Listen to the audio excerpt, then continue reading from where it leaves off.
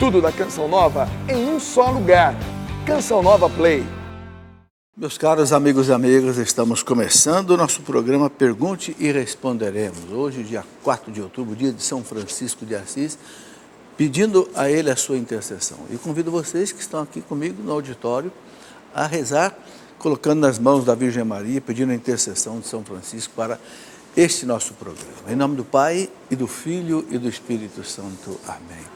Ave Maria, cheia de graça, o Senhor é convosco. Bendita sois vós entre as mulheres. Bendito é o fruto do vosso ventre, Jesus. Santa Maria, Mãe de Deus, rogai por nós, pecadores, agora e na hora de nossa morte. Amém. Glória ao Pai, ao Filho e ao Espírito Santo. São Francisco de Assis, São José, rogai por nós. Em nome do Pai, do Filho e do Espírito Santo. Amém. Muito boa tarde a todos vocês, sejam bem-vindos que estão aqui. No intervalo eu vou dizer o nome da cidade de vocês. A Fernanda vai pegar ali depois, aí eu quero indicar pelo menos o nome da cidade de vocês. Quero começar o programa falando do livro aqui, lançamento da Canção Nova, um livro da doutora Gisele Saviotti, né? Doutora Gisela Saviotti, Nutrição, Saúde e Fertilidade. É uma especialista em nutrição, nutricionista, com cursos inclusive fora do Brasil, né? E eu quero ler aqui o que está escrito aqui na apresentação do livro dela, muito interessante.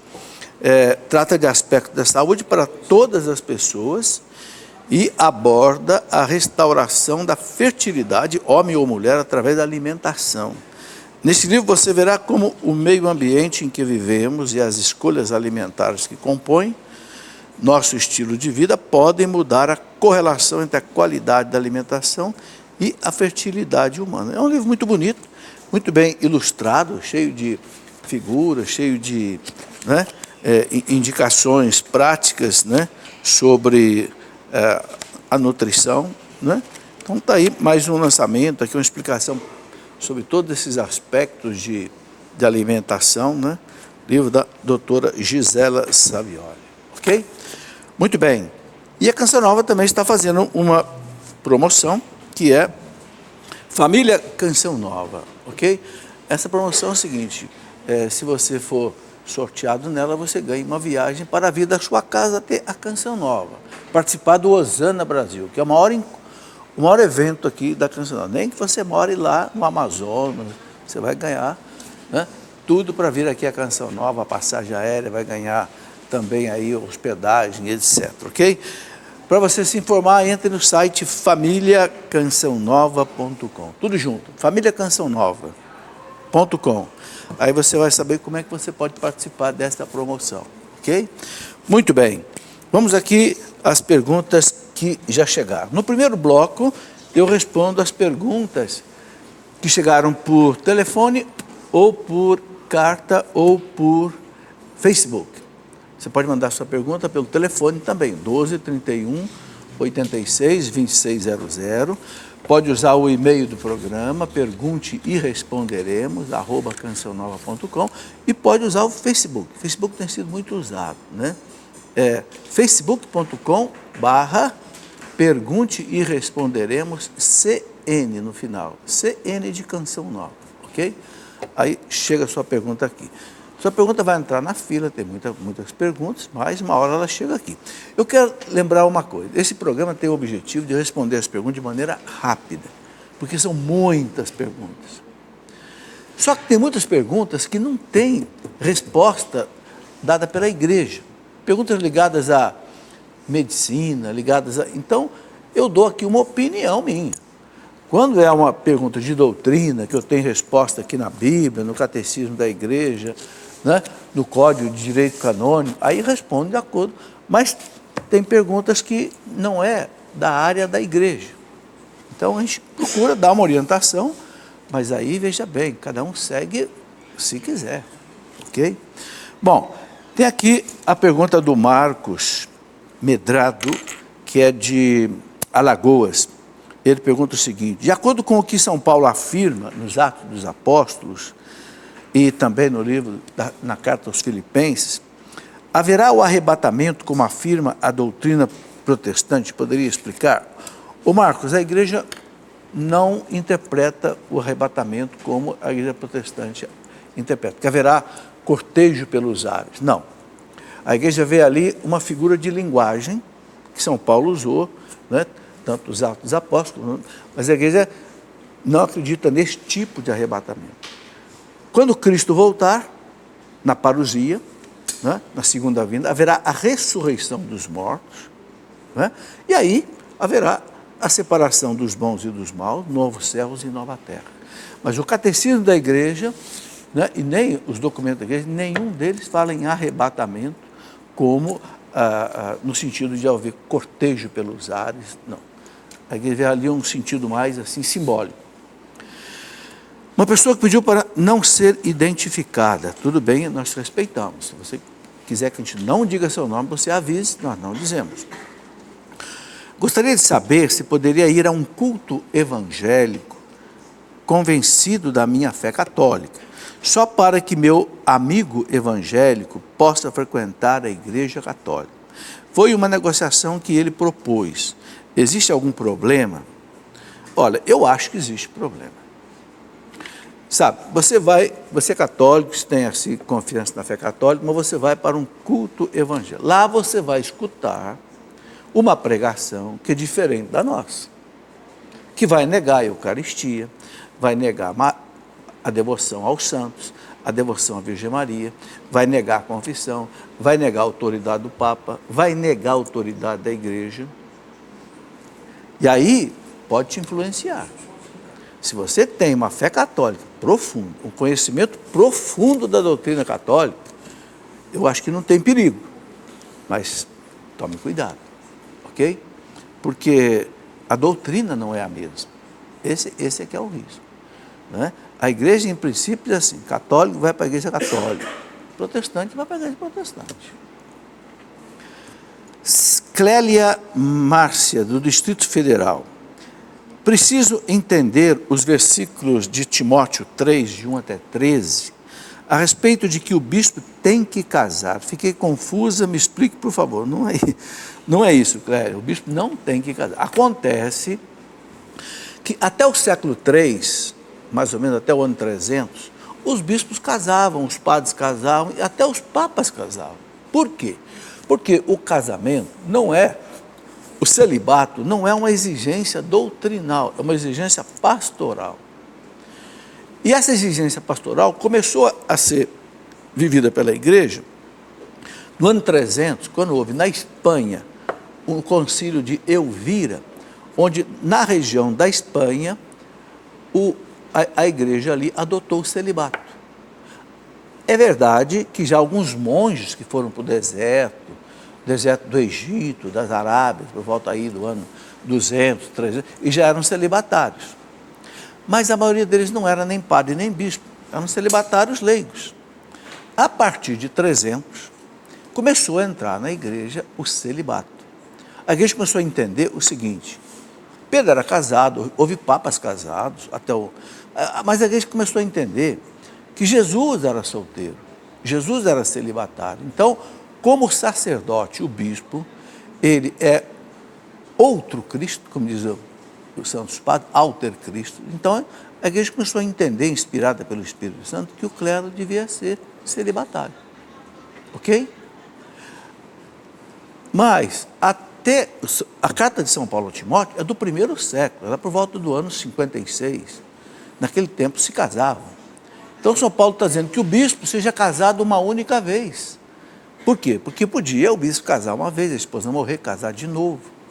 Né? Então não tem nada de errado. Agora, o bispo não era obrigado a casar, não. Ele casava se ele quisesse. Entendeu?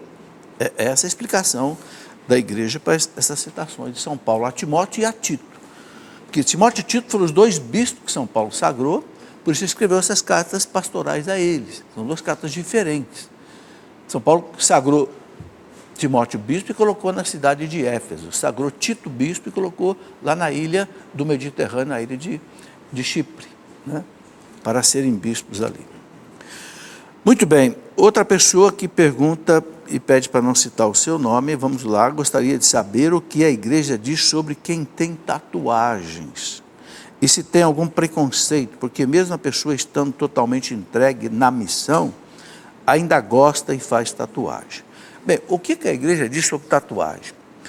Aqui na Bíblia tem uma citação, no Antigo Testamento, que já proibia tatuagem. É uma citação, a carta, o livro dos Levíticos, né, lá no número 28, diz assim: não fareis incisões na vossa carne por um morto, nem fareis figura alguma no vosso corpo. Ok? Bom, o que acontecia nesse tempo? Nesse tempo do Levítico, o povo de Israel estava entrando na terra prometida. E ali havia muitos povos pagãos que faziam tatuagens como consagração aos seus deuses. Então fazia a figura dos deuses, Então, Deus proibiu o povo dele de fazer essas tatuagens. Agora, a pessoa pode perguntar, mas e uma tatuagem que não tem nada a ver com consagração, pode ser feita? A igreja aconselha que não. Por quê? Porque a medicina aconselha que não. Inclusive, se você olhar no site do Ministério da Saúde, a pessoa que faz uma tatuagem, ela tem que ficar 1 ano sem doar sangue. É proibido, por quê? Por causa de contaminação. Ok? Como a medicina é contra a tatuagem, pode ser tatuagem boa, mas a igreja é contra, por quê? Porque estraga a pele. É muito difícil você tirar uma tatuagem, é por um processo doloroso, caro, usando laser. Então, a igreja acompanha a medicina diz que não é. Pergunte para qualquer dermatologista, ele vai dizer, não faça. Não. E para nós, há um outro motivo. Nosso corpo é templo do Espírito Santo. Nosso corpo não deve ser usado como um outdoor, ok? Não, é templo do Espírito. Então, a igreja não recomenda a tatuagem. Ouvi falar de um tratamento, também não tem o nome da pessoa, porque ela pede para não se identificar. Ouvi falar de um tratamento sobre hipnose para depressão e várias outras doenças. Gostaria de saber se é permitido fazer isso. É o tipo da pergunta que a igreja não é do campo da igreja. Entende? A igreja não fala sobre hipnose. A igreja deixa para quem fala da hipnose. A parapsicologia, a psicologia, a psiquiatria. O que a igreja diz? Se a medicina autoriza, e a medicina autoriza alguns tipos de hipnose. Agora, veja bem, quem ministra a hipnose tem que ter habilitação e tem que ter capacitação, porque vai mexer com o inconsciente da pessoa, alguma coisa séria. Então tem que ser uma pessoa habilitada e capacitada. A igreja não fala nada sobre isso. Você não vai encontrar um documento da igreja que fala de hipnose.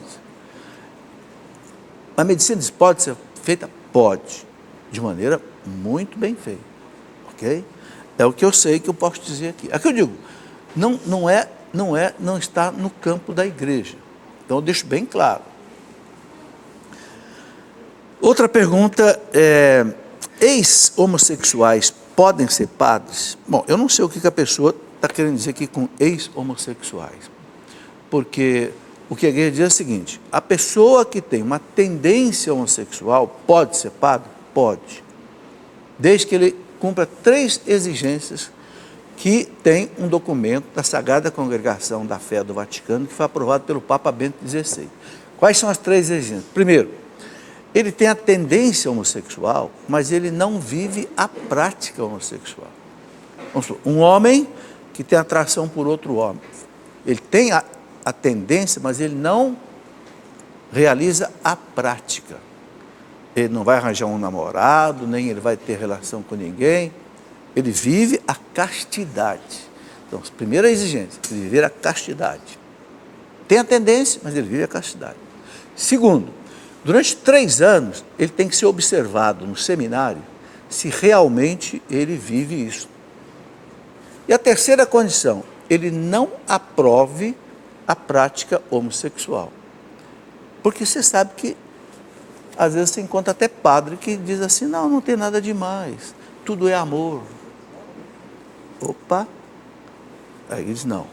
Se ele não aprova a homossexualidade como algo lícito, vive 3 anos observado no seminário, e vive a castidade, a igreja fala que ele pode ser ordenado padre.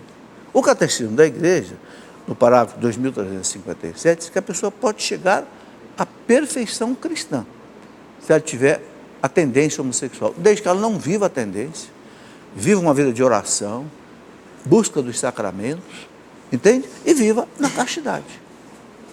Pode viver a tua vida cristã normal. O que não pode é viver a prática homossexual.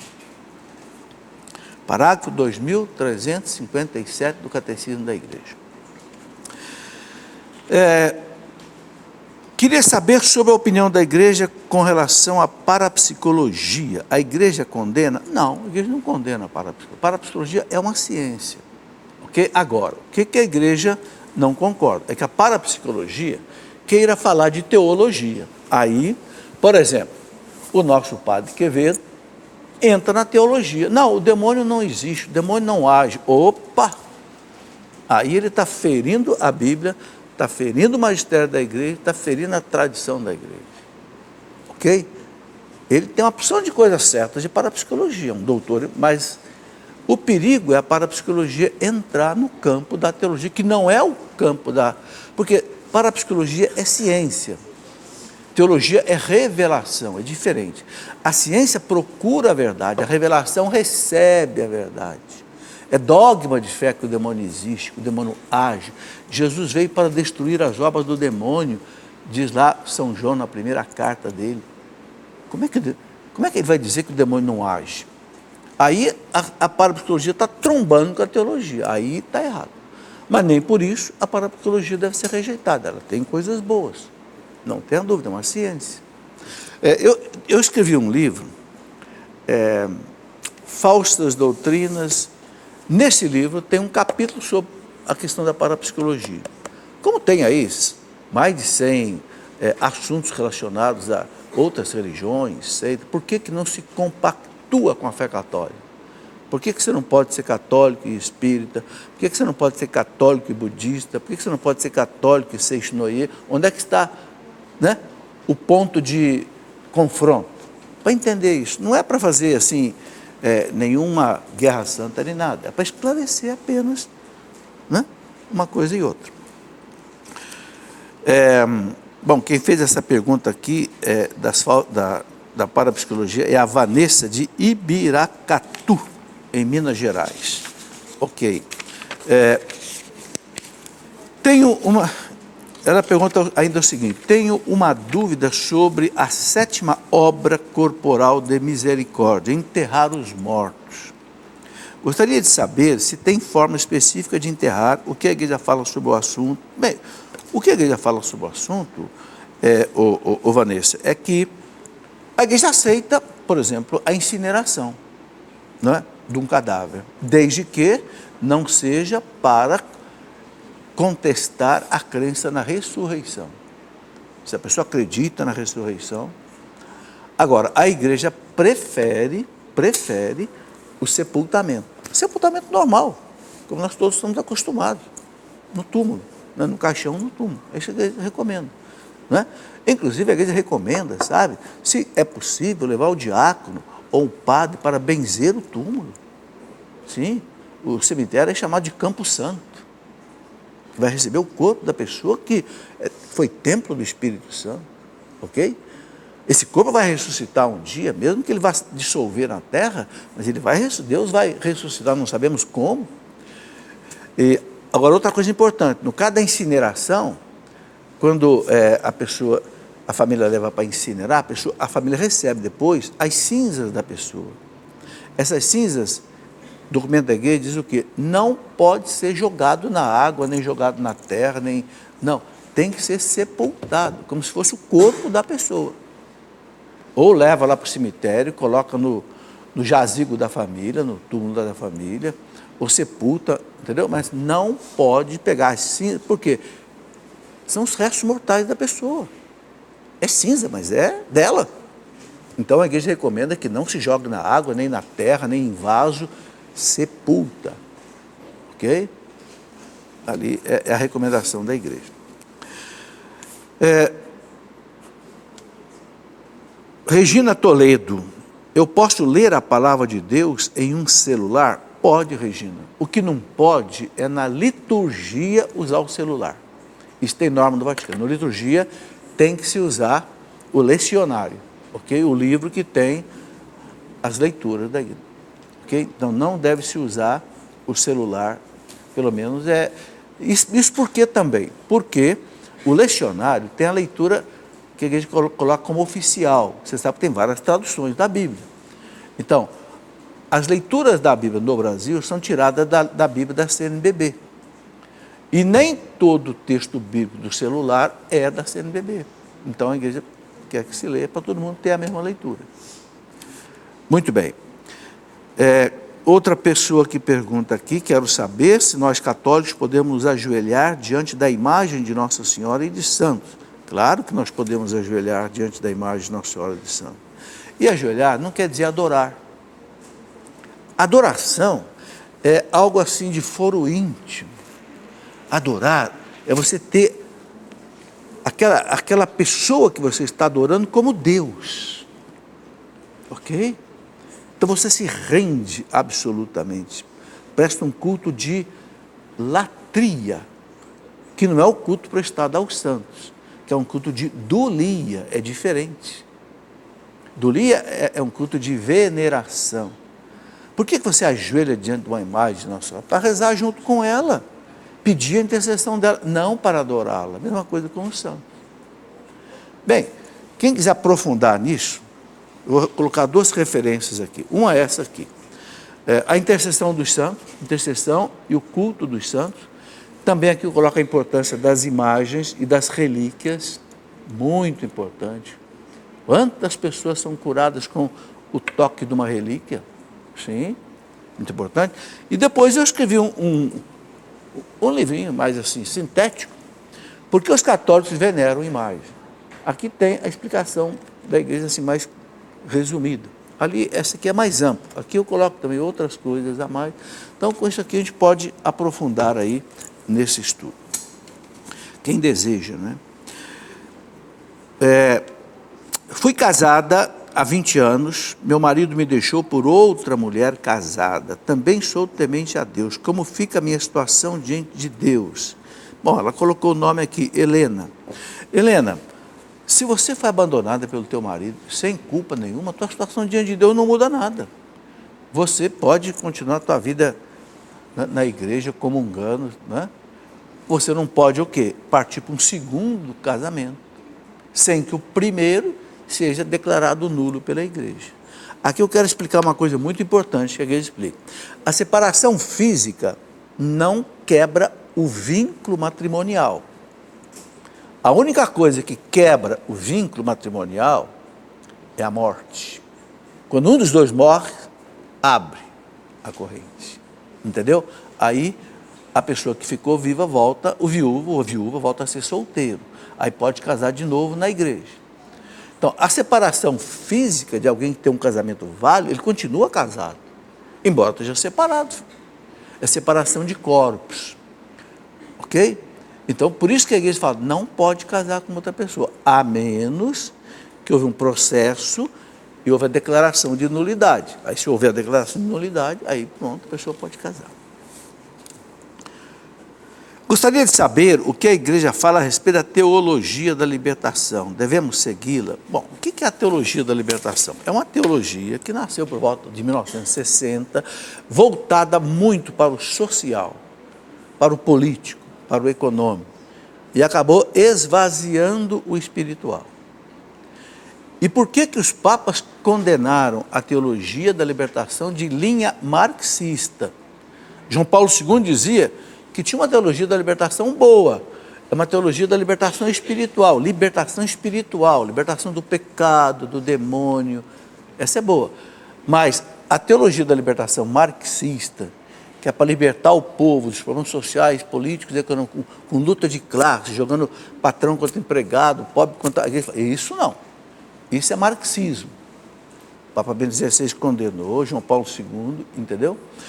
Eu, há muito tempo, até mais de 20 anos, eu acho, quando esse assunto estava muito pendente, eu escrevi esse livro, Teologia da Libertação, onde eu apenas organizei uma série de artigos de cardeais e dos papas sobre a questão. Então, quem quiser fazer um aprofundamento da teologia da libertação, é isso aqui. É a teologia da libertação condenada pela igreja, a de linha marxista. Ok? E o primeiro artigo que eu coloco aqui é do Papa Bento XVI, quando ele era cardeal ainda, e era o prefeito da Congregação da Fé do Vaticano. Está aqui, ó, eu vos explico a teologia da libertação. Ele escreveu isso em 84. Veja como é uma coisa antiga. Mas é um artigo excelente. Aqui nesse artigo, como o Bento XVI é um excelente teólogo, aqui ele explica com profundidade os erros da teologia da libertação de linha marxista. Ele fala, é a pior heresia que já houve na história da igreja. Eu fiquei assustado quando eu li isso. Ele fala, por quê? Aí ele explica o seguinte, as outras heresias negavam um ponto da fé católica. Por exemplo, o arianismo negava que Jesus era Deus. O macedonismo negava que o Espírito Santo era Deus. O pelagianismo negava o pecado original. E assim, e ainda outras heresias. Né? Aí o Papa Bento XVI, quando ele diz, a teologia da libertação nega tudo. Por quê? Porque ele reinterpreta o cristianismo com uma outra chave, uma outra hermenêutica. Então, fica um cristianismo com o nome de cristianismo, com a aparência de cristianismo, mas que não é cristianismo. Ou seja, virou no avesso o cristianismo. Por isso, é a pior heresia que já houve na história da igreja. Está nesse artigo do Papa Bento, eu vos explico o que é a teologia da libertação. Muito bem, intervalo. Vamos para o nosso intervalo. Depois do intervalo, que vai ser muito rápido, a gente vai para as perguntas que chegaram por e-mail, que vão aparecer aqui no plasma. Espere aí que nós voltamos já. Estamos já de volta com o nosso programa de hoje, Pergunte e Responderemos. Já temos aí o nome das cidades? Tem? Pode trazer aqui para mim. Eu quero dizer o nome da cidade de vocês. É uma pequena gentileza aqui do programa. Vocês vêm de longe, sentam numa cadeira aí mal acomodados, né? Penitencial. A gente quer, pelo menos, tá aqui, olha. Eu tenho aqui, vamos ver, Surubim, é isso mesmo? Pernambuco? Certo. Taubaté, São Paulo. Surubim é Pernambuco. Taubaté, São Paulo capital. Salvador, na Bahia. São José da Bela Vista, São Paulo. Belo Horizonte, Minas Gerais. Toritama, tá certo? Toritama, em Pernambuco. Mirassol, São Paulo. Manaus, ok? Amazonas, Juiz de Fora, Minas Gerais. Rio de Janeiro, capital. Valente, na Bahia, certo? Novo Hamburgo, Rio Grande do Sul. É Novo ou Nova? É Nova, né? Novo Hamburgo. E São Domingos, Minas Gerais, certo? Beleza. Sejam bem-vindos, é uma alegria recebê-los aqui na Canção Nova. Eu sou encantado com a vida do santo. Então, acabei de escrever a vida de São Bento, porque São Bento foi um santo extraordinário. Ele é do ano mais ou menos 480. Os beneditinos têm 1.500 anos, a ordem beneditina. Sabe quantos papas os beneditinos já fizeram? 24 papas. Já fizeram milhares de bispos. 35 mil mosteiros beneditinos já existem no mundo. Uma coisa fantástica. Então eu escrevi o livro de São Bento. Estou escrevendo, já escrevi também Santo Antônio. São Bento já está lançado. Santo Antônio vamos lançar agora. São Felipe de Neri, São Francisco. Estou fazendo uma coleção de vida de santos. Assim como eu fiz esses livrinhos aqui, que são vários assuntos de doutrina, né? Por exemplo, por que venerar as santas relíquias? Você conhece o caso Galileu Galilei? Assim como eu tenho uma coleção de livros de formação católica, eu estou fazendo uma coleção de pequenos livros sobre os santos. O primeiro deles é São Bento. Muito bem. Outra coisa que eu queria lembrar, antes de responder as perguntas aqui do plasma, que eu tenho pelo meu site Cleofas, um curso de teologia à distância. Por que eu fiz isso? Porque muitas vezes eu recebi e-mails, professor, como é que eu faço para fazer um curso de teologia pela internet e tal. Então eu comecei um curso de teologia, já tem 1 ano, né? Mas quem entrar nele hoje tem acesso a todas as aulas. Então, se você entrar no site cleofas.com.br, tem uma caixinha lá escrito assim, Escola da Fé Online. Eu tenho a Escola da Fé ao vivo, que é amanhã, quinta-feira, na televisão. Mas tem o da internet, que é todo dia. É meia hora de aula todo dia de teologia. História da igreja, liturgia, pneumatologia, escatologia, cristologia, mariologia, enfim, toda a teologia, ok? Devagar, nós vamos caminhando. Eu estou dizendo isso que muita gente quer estudar em casa, né? Não está nem preocupado com diploma, nem nada, quer aprender. Então aí é uma oportunidade que existe. Vamos aí às perguntas que agora chegaram por e-mail. Marlene, União da Vitória, no Paraná. O que a igreja fala sobre as consultas na pastoral da saúde, feitas com varinha e a energia da pessoa, indicando os remédios naturais com chás e ervas da própria pastoral? Veja, quem realiza essa pastoral de saúde não tem 100% o aval da igreja. Por quê? Porque a igreja não fala de saúde. A igreja deixa a medicina para os médicos falarem. Você não vai encontrar um documento da igreja que responda isso daqui. Quem tem que dizer se um procedimento médico é válido ou não é o Conselho Federal de Medicina, não é a igreja. Então, a pessoa pergunta, essa prática feita com varinha, energia da pessoa, a igreja não garante a eficácia disso.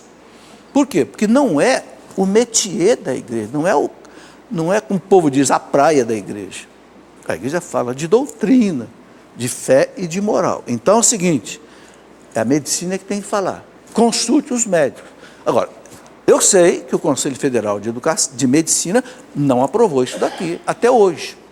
A tal medicina alternativa. Então, a pessoa que quer usar, use. Mas não pense que a igreja está dizendo o seguinte, isso aqui tem eficácia médica. A igreja não tem autorização nem competência para dizer isso. Quem tem que dizer é a medicina. Ok? Vamos lá. É o tipo da pergunta que eu disse que chega e que eu não posso dar uma resposta objetiva, porque não tem resposta da igreja. Então, eu coloco aqui apenas uma orientação.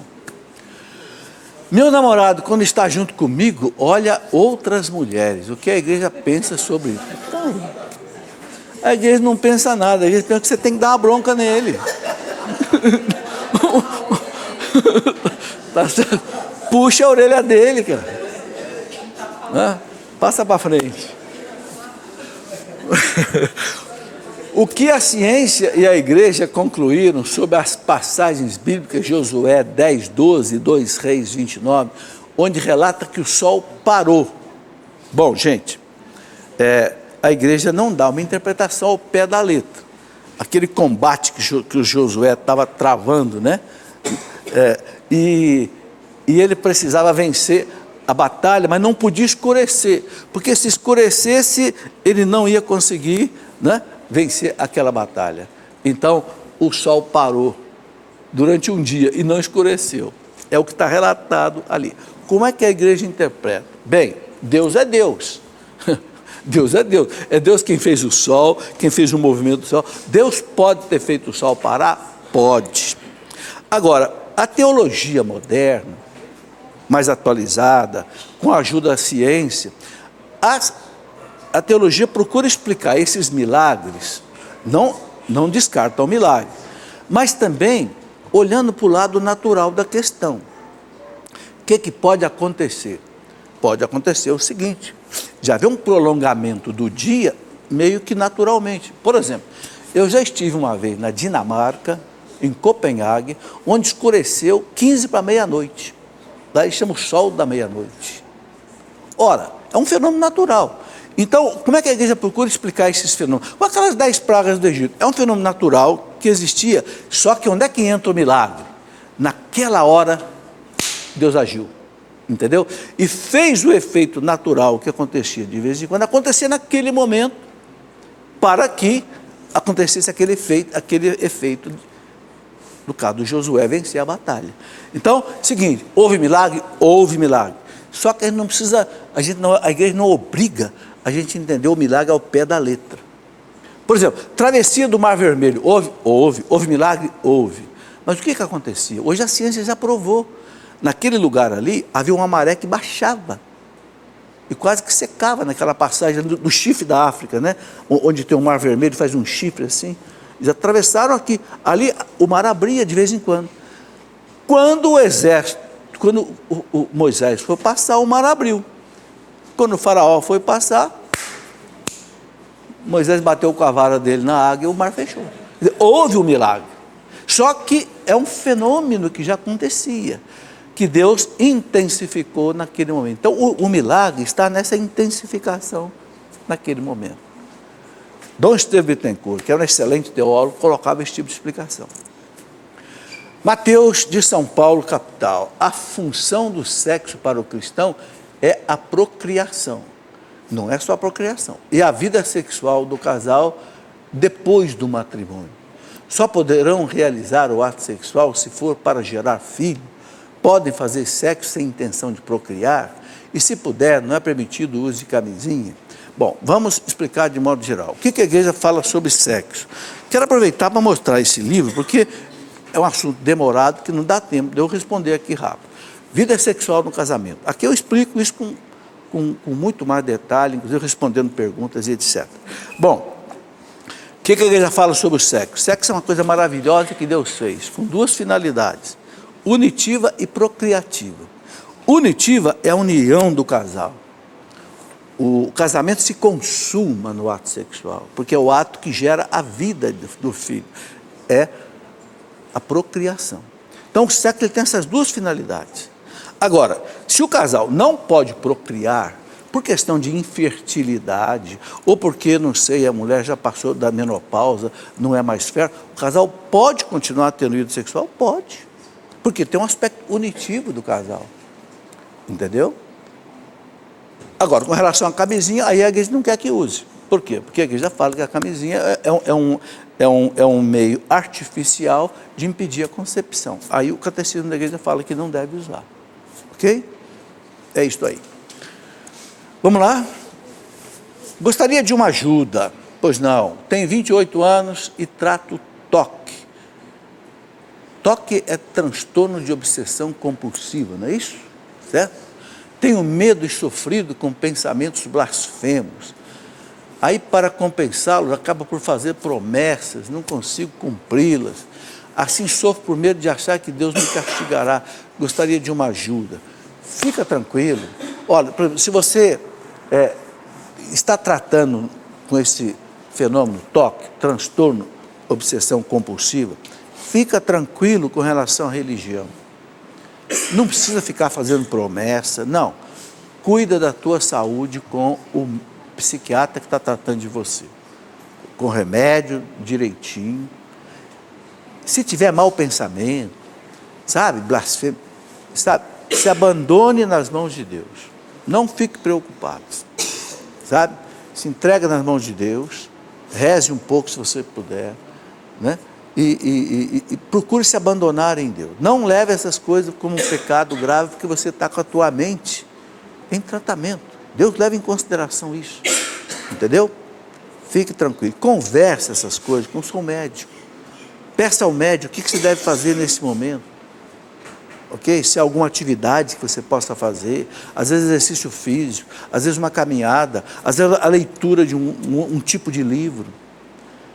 A recomendação que eu dou é o seguinte: siga bem o tratamento que o médico está dizendo e reze.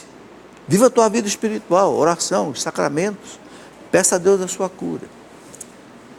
Vamos lá.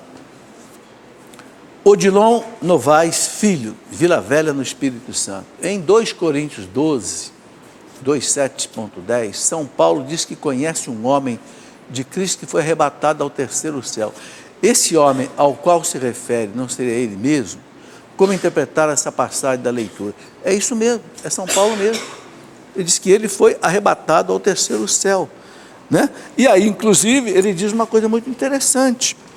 Depois que ele fala isso, ele diz assim, né? que porque ele teve essas visões maravilhosas, Deus colocou um espinho na sua carne. Eu acho bonito isso daqui, porque isso aqui é inclusive edificante para a gente. Ele fala assim, 2 Coríntios 12, né?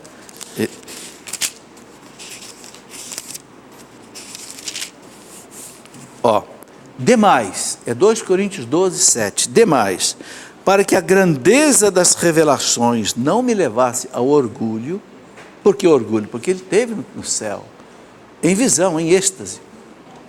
Foi-me dado um espinho na carne, um anjo de Satanás para me esbofetear e me livrar do perigo da vaidade.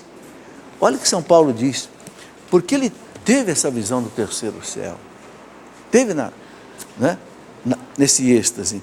Ele podia ficar orgulhoso, vaidoso. Então o que Deus fez? Meteu-lhe um espinho na carne, um problema. Ninguém sabe direito que problema era esse. Alguns acham que era um problema que ele tinha na vista, muito sério.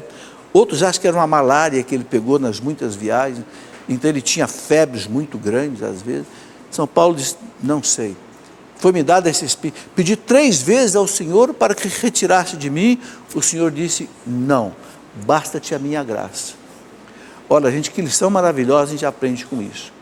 Às vezes Deus não tira alguma coisa que a gente pede, um espinho na carne, para a gente não ficar vaidoso, para a gente não ficar orgulhoso, para a gente não ir para o inferno.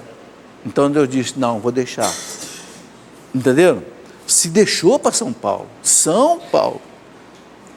pedi 3 vezes ao Senhor, o Senhor não tirou, basta-te a minha graça, para nós também, basta a graça do Senhor. Então isso ajuda a gente a não se desesperar com o sofrimento. Se eu peço, para Deus me tirar um sofrimento, Deus não tira, alguma coisa Deus está vendo aí, que esse sofrimento vai impedir de acontecer algum mal. Pelo menos a leitura que dá para fazer desse acontecimento aí de São Paulo. Pode passar. Gostaria de saber sobre as aparições de Nossa Senhora com o vidente Marcos Tadeu, Rodrigo Eleutério. Se não me engano, o Marcos Tadeu é o de Jacareí, não é? Só que eu não sei dizer o que o bispo dali diz. Eu quero dar uma orientação, então, aqui geral. Você quer saber alguma coisa sobre uma aparição? Tem muitas aparições aí hoje, no mundo inteiro. Qual é a orientação da igreja? Primeira pessoa que tem que dar uma palavra é o bispo da diocese. Se o bispo autoriza as pessoas irem ali, ouvir as mensagens, celebrar a missa ali, tudo bem. Se o bispo não autoriza, então a gente não deve ir. Olha, mesmo que seja verdadeiro, hein? Porque Nossa Senhora não desobedece à igreja. É interessante. Se for verdadeiro, um dia vai abrir. Então, procure saber o que o bispo, se não me engano, se eu não estou enganado, o Marcos Tadeu é aqui de Jacareí. É preciso saber o que o bispo de São José dos Campos, que é o bispo que pega Jacareí, qual é a orientação que ele deu. Eu não sei dizer agora qual é a orientação dele. Vamos ver. Meus pais se separaram e vivem suas vidas como se fossem solteiros. Já rezei, conversei, mas agora estou cansada.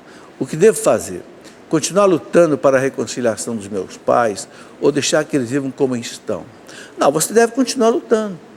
Claro que você não deve se desgastar muito, mas você deve continuar rezando, oferecendo a Deus por eles seus sofrimentos, suas penitências, novenas, ofereça, são seus pais.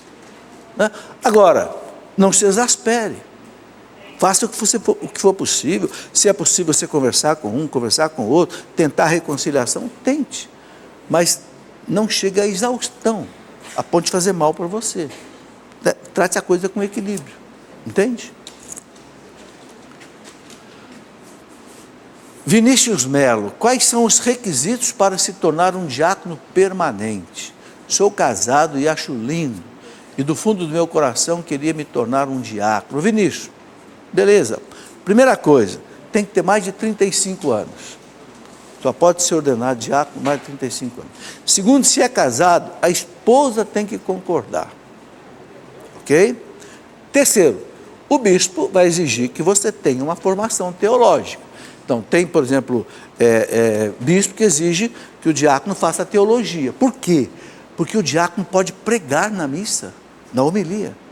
Entende? Ele e o padre, o leigo não pode. Então, o diácono tem que ter uma base sólida de doutrina. Então, essas são as exigências. Ok? Muito bem, gente. Chegamos ao final do programa. Agradeço vocês que vieram aqui participar conosco. Voltem sempre. Quem quiser vir participar aqui, sabe, não precisa marcar lugar. Venha, vai entrando aqui no Estúdio Santa Clara e será muito bem recebido por nós aqui. Um grande abraço, que Deus abençoe e vão com Deus.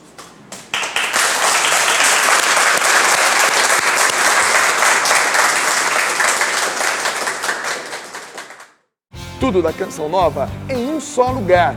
Canção Nova Play.